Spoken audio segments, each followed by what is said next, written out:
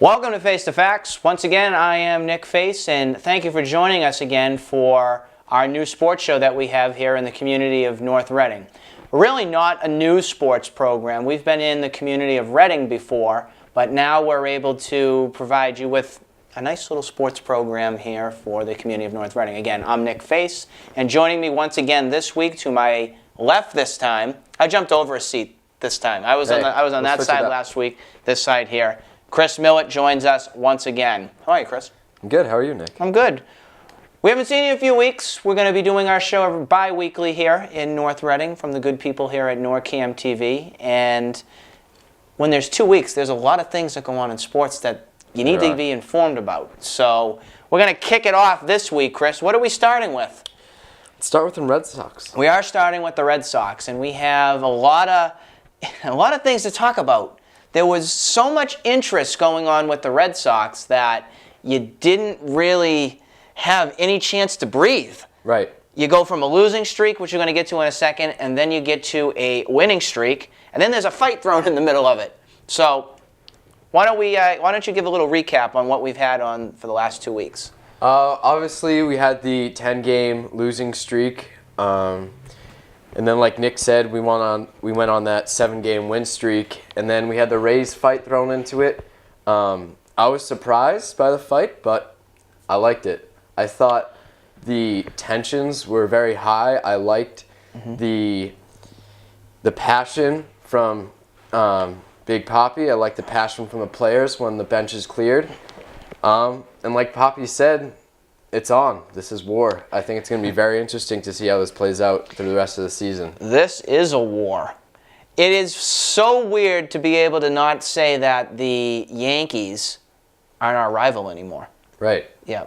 And I think the Rays have kind of gone up to the Yankees level in the past couple of years. They might not be right at the Yankees, but they've definitely climbed the ladder, and they're getting more and more our rivals.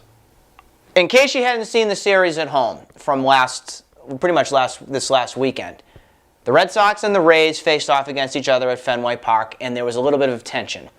What happened was when the Red Sox had played Tampa, which was about, almost 2 weeks ago now, there was a little incident when the Red Sox were not going so well. They had their little brawl, or little push me, little incident that happened when the Red Sox were not in a good place at the time. I think they were just coming off there was going to be their 10th loss in a row. Right. And one of the players from Tampa, and that's their shortstop, which is Escobar, he decided that he was going to steal third.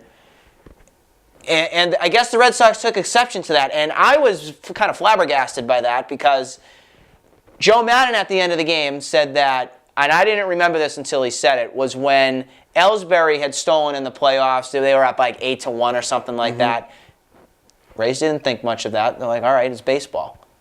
What I felt right there is that Escobar may have opened his mouth and may have pointed something at the dugout for the Red Sox, and that resulted in, it looked like David Ross at the time took exception to something that was said, and then, ba-boom, they all start piling onto the field. And Brock Holt was at third for that game, and I don't think he took he didn't take an exception to that. No. He kind of let it go. You know what? I don't care. Let him take third. Sure. He just stood there, wasn't really ready to cover the bag.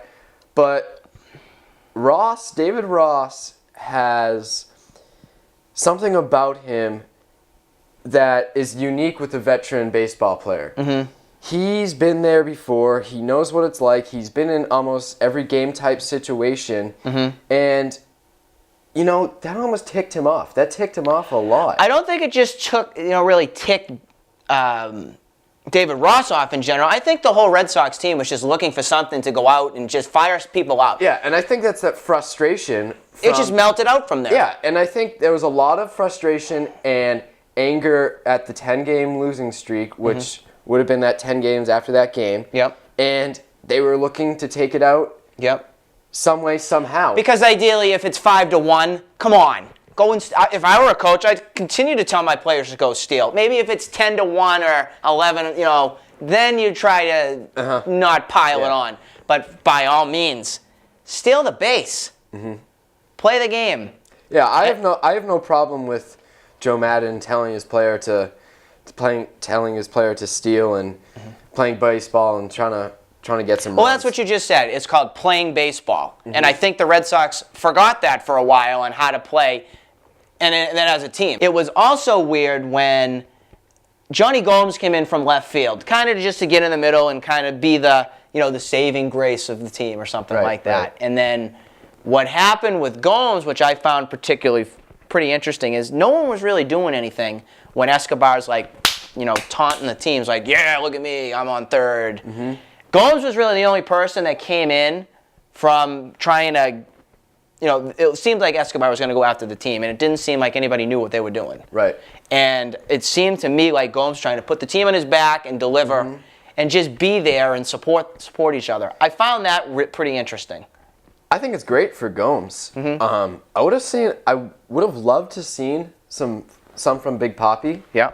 I think we saw that in the next series. We saw plenty. We have seen plenty from Big Papi. But I think in that situation would have been key because he's been the player in the past couple of weeks who has been consistent. Maybe not recently, but in the past couple of weeks he's been fairly consistent. He's kind of been the Red Sox rock in their lineup, and he's kind of carried them when. Let's be fair too with that statement. He has to carry this team if they want to go anywhere. David Ortiz needs to be David Ortiz like we know. Exactly. And that continued just like you were saying. The turnaround happened on Memorial Day. It almost didn't start on Memorial Day. Clay Buchholz was on the mound against Atlanta. Now, of course, we know that Buchholz has been absolutely awful this entire season. He has not been Buchholz like we know he's been, like he is. When the Red Sox had the Braves last Monday, it did not start out well. They were down 5-1 very early in a game. And Buchholz was basically thrown off the mound because he apparently lost 7 pounds when pitching. How does that happen, Chris? The only pitcher that I know who loses that much weight is CC Sabathia when he was a heavy CC Sabathia, and he lost that in water weight. Yep. Buchholz is nowhere. I didn't see a treadmill on the mound. Was there? No. No, I didn't think he ran a road race. And Buchholz is nowhere near CC's size. No. So 7 pounds is unhealthy. It's. I don't know where they were getting that number. Like, did he go weigh in? I think they're trying to cover something up. I think they're trying to cover it up and protect Buchholz a little bit. But in a way, it made Buchholz look like a frail chicken, if you think about it. Because you can't, as much as you want to protect your player from something like that, can you just come out and just say, my pitcher just stinks. Yeah. He just stinks. There's nothing else I can do about it except go out the next rotation in and replace him. Right. Or just say his arm's hurting or something like that. I mean, if you want to cover it up with an injury, I mean, don't say it's for weight loss or something like that. Give it realistic. Like, no one's gonna look at the disabled list and just be like, oh, he's having some weight loss. He looks like a chicken, like you said. This leads me to the $1 million question: what's wrong with Buchholz? Yeah, I can hear it. You can hear it with the. It's because I don't think anybody knows. No, I wish I had some type of answer to tell you besides he stinks. He just stinks this season. Is he somebody that we're beginning to see? I mean, he's about 29, almost 30 years old, and throughout his Red Sox career, we have seen him never log 200 innings. And as a major league pitcher in baseball, that's something that you need to do. So, are we starting to see that Buchholz really isn't as tough and gamer type as maybe we had thought? Do we overvalue Buchholz? I think so. Okay. We talked a lot in our last episode about how the Sox think their farm system is so deep, and Buchholz was another one of these guys that they had very high stakes. Untouchable. Right. Untouchable. And Buchholz, I think we saw a lot last season with his inconsistency. Sure. Great for one outing, 1-2 runs. It's pretty much a guarantee he's going to be on the disabled list at least once during the season. Yeah. Now, he's on the 15-day DL right now. Don't expect him back for another 2 months, And they'll come up with some kind of mystery injury so he can go off and do whatever he's got to do and maybe show up at the end. Who knows? Yeah, and I think maybe they're buying him some time right now so he can regain mentally, and just there's a lot to look at. But there's no really clear cut evidence. No, there's no really clear thing. I mean, he's on the disabled list for not even an arm injury. He's on from running to first base when he got a single. Come on. I see how it looks. You know, I am pretty frustrated with the Buchholz thing because he does have talent. When you have that talent and it seems like it's being wasted, it's frustrating as a fan. It is. But on a positive note, even though Buchholz was absolutely awful last Monday, we had a streak start, and the streak ended up getting to 10 games or 8 games, excuse me, for winning. It all started with the man we were talking about just a minute ago, David Ortiz. David Ortiz got a big home run last Monday night, or Monday afternoon, excuse me, and that delivered a home run and pretty much got the Red Sox into the momentum of learning how to win again. Yes, in last episode, we questioned the productivity from Brock Holt. We questioned the productivity from Xander Bogaerts. Yep. And in the last 7 days, maybe we need to get on people's cases more, and maybe they'll deliver. Maybe Buchholz is going to show up now. Yep. But in the last 7 days, Bogaerts and Holt have combined for 24 hits. That's a lot. And it's funny because as soon as Xander started to produce, Stephen Drew was signed as soon as Xander started to produce. Exactly. And so freaky. And I think Xander and Brock Holt are panicking for playoff time. I think Brock Holt knows that he's going to move to the bench. Xander kind of knows that he's going to play third. He still has his position. And he still has his start in the lineup. Yep. But they want to prove something. I don't think neither one of them is ready to go back down to Pawtucket. No, and I know Xander's here for the long haul, but the one he's been the spark plug. They inserted him at the top of the lineup, and he's been delivering ever since he was recalled. This is his second time being up, Brock Holt. Leave him alone. Just leave him in the lineup. Find him a spot. Put him in right field if you have to. Put him in left field. You're going to see him at first base until Napoli returns. You okay with that? I am, yeah. Leave him in the lineup, like you said. Yep. Got another hit last night. As long as he's producing offensively and he had a great weekend defensively, fine by me. Never thought I'd be sitting here in June and saying that Brock Holt has been the turnaround for the Red Sox. Right. That's what I like about the Red Sox. It's somebody new that can come in and get the job done. Now, with Brock Holt now being at first base and Xander Bogaerts being at third base, that means Stephen Drew has his spot at shortstop back. Is that correct? For now. For now. But not tonight. Not tonight. He's not in the lineup.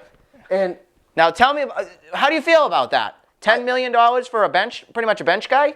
Platoon? It was a panic move. Of course it was. It was a panic move, the 10-game losing streak. And now that Holt and Bogaerts are both producing, what do you do when Napoli comes back? What do you do with Will Middlebrooks? And when Will Middlebrooks comes back? What do you do? Me personally, if I'm gonna say something about Middlebrooks, he's not gonna see the light of day in the major leagues right now. He's gonna be in Pawtucket until he learns how to not strike out, adjust, go with the pitch, drive it, and show that he's capable of being a major league player. We saw glimpses of it when Bobby V was manager. Maybe he needs Bobby V back, but it's not going to happen with the Red Sox.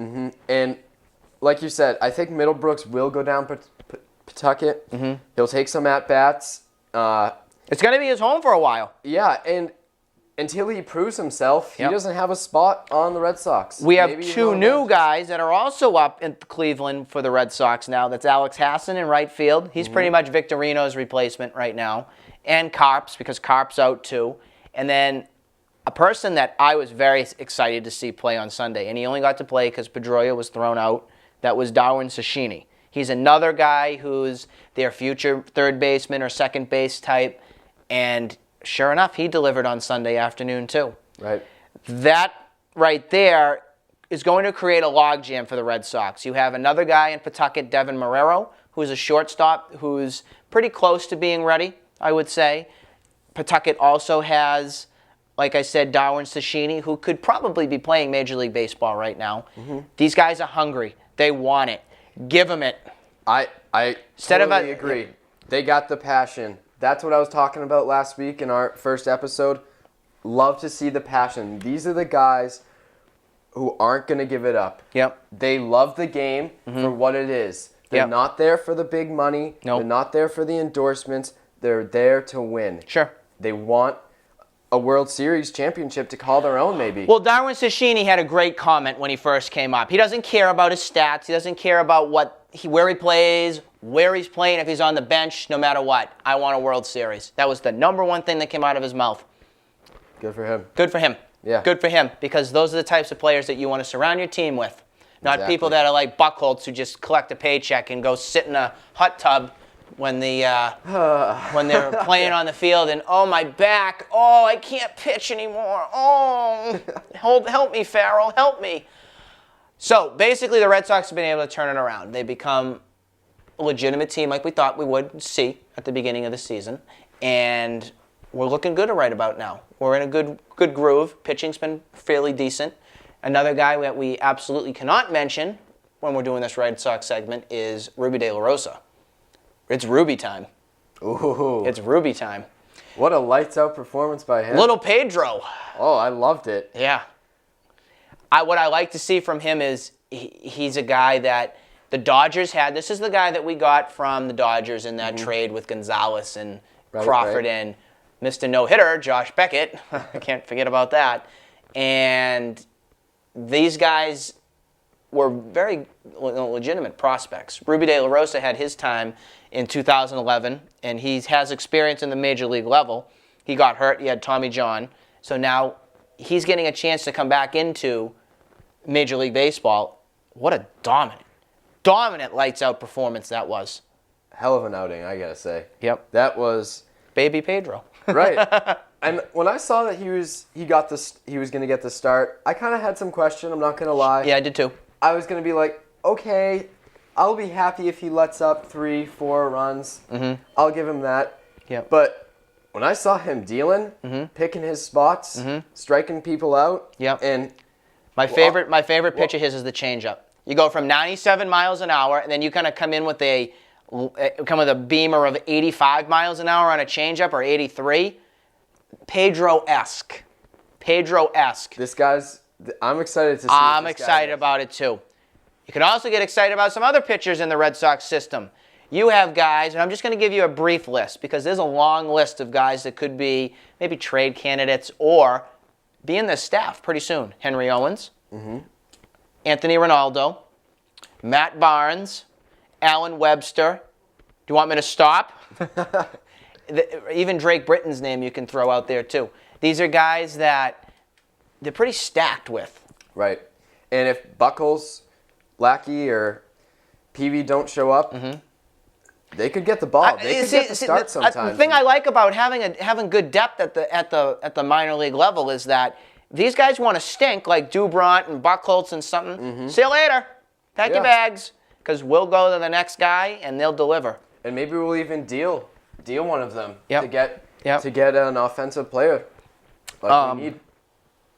Another couple things for the Red Sox. Another thing that happened today. We're not going to tell you the date we're doing this show, but today, Mookie Betts was promoted to Pawtucket. Mookie Betts time. He is playing center field. They had originally had him at second base, but you have Dustin Pedroia there, so he needs to find a spot. Mookie Betts now in center field for the Pawtucket Red Sox. I'm not kidding. Mookie Betts, everybody. Mookie Betts. He's coming soon. Know the name. Sounds like a dish, an entree. It sounds like the headphones. I'm getting some Mookie Betts here or something like that. But he could be somebody the Red Sox might want to call upon soon. Maybe. Because Jackie Bradley may be demoted if Victorino and stuff comes back. So it might be Mookie time soon. And last piece of information I want to go over. We did not mention a catcher who I'm pretty high on, and that's Christian Vasquez. He's in Pawtucket too. Now, Brzezinski's starting to hit and starting to, be a player that we thought he was going to be. But the major question about him is this, and I don't know if it's carried over into the clubhouse with the Red Sox, and that's Brzezinski was voted not too long ago the most hated player in Major League Baseball. Has that carried over to the Red Sox at all? Does it affect it? Does it affect the team? Does it affect the team? Maybe. Okay. Maybe from, like you said, he was voted most hated player. I don't think it affects their organization at all in their team. Yep. It might affect how other players or other teams view him or the Red Sox, but I don't think it affects the Red Sox and the teammates that they are. Overall grade that you'd give Przinsky if the season ended today? Season ended today, I'd give him a B. Yeah, B plus. B plus. That's what I was thinking too. I think he's done a good job. Yeah. Better than Salty. I was not a Salty guy. It was not. To me, he's better than Ross too. Oh, absolutely. But Lester's got to have his binky behind there, so you'll be seeing Ross. Not to take anything away from him, he's a good game caller, but listen, buddy, when you hit 150 in major leagues, just sign. I'll just put your uniform on and go hit for you. And that kind of is a concern when the playoffs arise. Sure. David Ross caught Lester. If Lester's your ace, that means that typically an ace goes, what, two times? 2 or 3 times in a playoff series if it's 7 games? That's 3 times that you have David Ross behind the plate there. And that's 3 times that you don't have a better offensive player, A.J. Przinsky, who could be in the 6 hole. And it's hard to pinch hit a catcher because you only have one more guy on the bench. If something goes wrong, then you got to insert somebody else to come up with a game plan. So it's risky business. Right. And I would be ecstatic if Przinsky and Lester started working together. Sure. If Lester kind of maybe put his, I don't want to call it his ego aside, just put his safety net and David Ross aside, and maybe throws a bullpen session one time with A.J. Przinsky. Yeah. I'd like to see that. I want to see how that, and to see if it's really affecting him. What's affecting him? Well, the way I look at it is if Przinsky and John Lackey have been doing so well, why can't Lester and Przinsky do well? What is Lester, like this God's given gift to Major League Baseball? Yeah, there's a question there. Is it communication? Is it signs that he's giving him? I don't know. It's comfort. He needs his bottle and his binky and his blanket, and needs his safety. He needs his $25 million, or he's not coming back. So that's why Ross is behind there. Not to take anything away from Ross, like we said, but when you're a major league player, you can throw to anybody, and you should be able to get the job done. Przinsky's hitting .429 in the past 7 days. He's another reason with this turnaround. .429. So, he's had 8 hits. Last thing I want to talk about with the Red Sox, we had our 10-year anniversary of the 2004 team. That was great when they came back. Did you like it? Yeah. Now, there's been a lot of heat with the Red Sox with having Manny throw out the first pitch. Let me hear your thoughts on that. I don't think Manny throws out in the first pitch. Okay. As much as Manny was my favorite player, yep. I bought his jerseys, I bought his posters. I loved Manny for who he was, but in that situation, Manny doesn't throw out the first pitch. Who would you have had thrown out the first pitch? Was Pedro there? Pedro was there. Was Pedro, though, the essential part of 2004? Maybe other years. I don't know. Just for me, yeah, Pedro was still dominant in everything, and he got his big win and everything. But I think... If you think 2004, who are you thinking is the catalyst to that team? Come on. Damon hit the grand slam. All right, you're thinking Damon. Schilling. Yeah. Schilling. Well, yeah. And I don't think Schilling is a fan favorite. He's not a fan favorite, but considering how much of a toll Schilling's had since he's left baseball, and that he's going through cancer and everything, I think I would have thrown him some and just said, "All right, Schilling, you're throwing it out." If it wasn't for Schilling in that Yankee series, no, you're right. The bloody sock and all, they can say whatever you want about it, whether it was a publicity stint or whatever. The guy had guts. Oh, yeah. That guy gave everything that he had to bring that championship home for the Red Sox. Without Schilling, one of those. Because you had Pedro, you had Derek Lowe, who was pretty horrible during the regular season. Don't forget about that. Yeah. Tim Wakefield was basically in your bullpen. And Bronson Arroyo, they threw into the bullpen too. Exactly. That was the game where he knocked the ball out of. Yeah. With A-Rod knocked the ball out. Remember that? Well, he was in the bullpen for then. A lot of interesting things you do from that team. Schilling was their guy. Yeah. And Schilling throws out the first pitch on an 0-4 base, but to me, if I was there, it would have been nice to see Schilling throw out the first pitch, but like I'd rather see a character like Pedro or something like that. Heck, David Ortiz could have thrown it out. Why not? Why not? Oh, Or, but he's have a couple guys throw it out. Why not? How about have everybody throw it out? They were all a team. They all were a team. They all got the job done. Exactly. Gabe Kappa could throw the ball out. Whatever. I don't care. Yeah, there was no one on that 04 team that did not play a role at somewhere along that season. That's right. That's right. So the Red Sox, like we told you, they're on their turnaround. We hope you enjoy them. They're actually it's exciting to watch kind of now because now they're starting they're in a hunt. They're starting to turn things around. Gonna get some tickets now. It's a great point. We have about 5 minutes left here on our show, a little bit less than that, and it's time to face off. In case you have not been joining us as of yet, face off is a little game that we play at the end of each show, and that's when the guest has to think if the statement is legit or if the statement may be of an opinion to them or the host. So, our first statement that we have, now I've already written my answer down on a paper, so I can't change my mind. I can't. So the first statement that we have here is what we were talking about. The Boston Celtics will sign Kevin Love. Yes. You have a yes. Absolutely. No, I don't know about absolutely, but yes. Yes, they will. Okay. We have no maybes here. It's either yes or no, Chris. Come on now, get it right. The answer that I have right there is yes. Okay, there we go. That was a little crooked. Now we're good. Yes. Yes, Kevin Love. So that is that we both agree on that. So that would be a fact. I think that'd be a fact. I think we both love that. Now here's an interesting one. We were talking about Brock Holt a little bit with the Red Sox here, and the question here remains: will Brock Holt become a full-time starter for the Red Sox as he's continued to produce? This year, no. Okay. He'll get some time. He'll get some time when people go down on the DL. But maybe next year. I like his chances for next year. My answer? That was a no. Unfortunately, you have a guy at first base who's Mike Napoli. Napoli comes back, Napoli's back. When Victorino gets healthy, Victorino's going to right field. The only place that I may see Holt getting time would be left field. But Johnny Gomes has already claimed the starting everyday left field job, according to Farrell. So Farrell would have to go back on his word, change it, and put Holt there.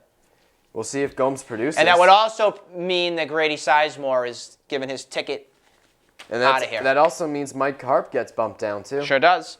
But Carp's been disappointing this year, so yeah. I think I'm okay with that overall. I have no problem with Carp getting bumped down. We hope you enjoyed this episode here on Face the Facts. To catch more episodes, you can definitely go onto YouTube, and we're on computers too, so you can go check out our episodes there.